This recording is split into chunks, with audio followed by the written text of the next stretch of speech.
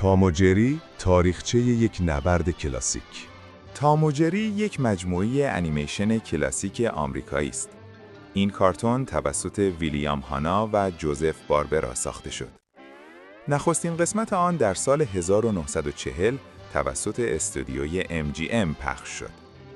در ابتدا نام شخصیت‌ها جاسپر و جینکس بود. بعداً نام آنها به تام و جری تغییر یافت.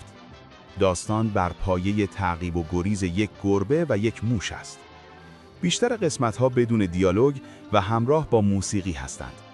تام و جری از محبوب‌ترین کارتون‌های تاریخ جهان است.